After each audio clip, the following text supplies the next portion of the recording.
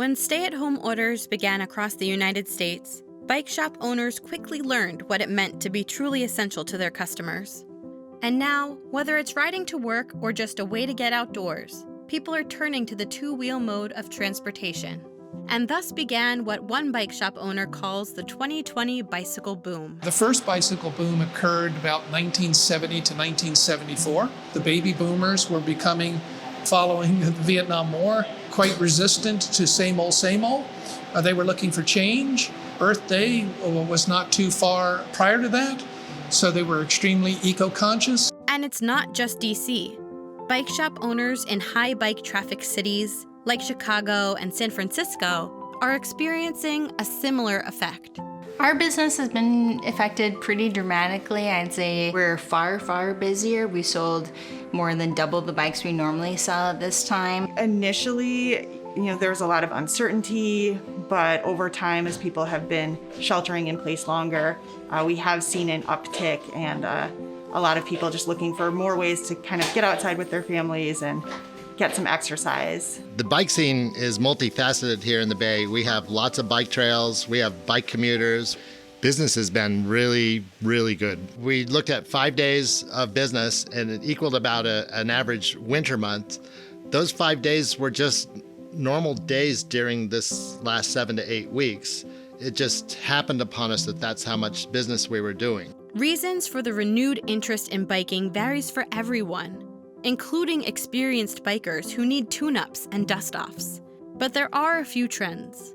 A few weeks ago when people were, doing everything they could to stay home, there was no place to go. At least having a bike gave them a way to get some exercise, get outside. Now that we're getting closer to reopening, more people are wanting to find a safe way to get around. They don't have to rely on public transportation. Also, traffic is not as bad as it usually is. So a lot of people who maybe were wary of riding on the streets with their kids are now giving it a try.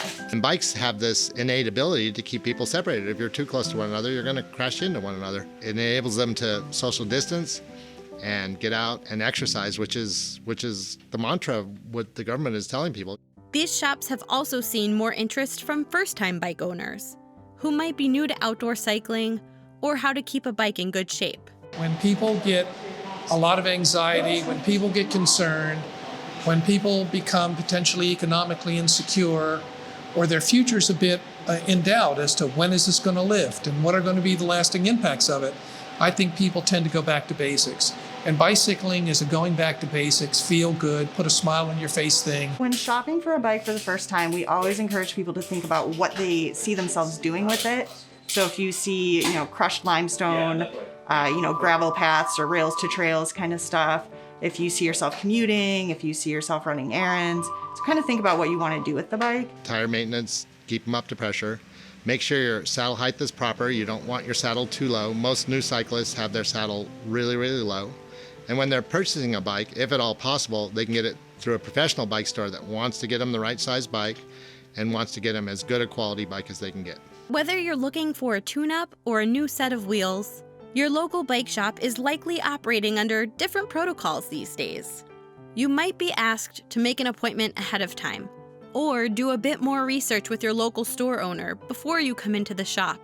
I just miss the ease. It is pretty time consuming and takes a lot more effort to do all this communication digitally or over the phone prior to their visit.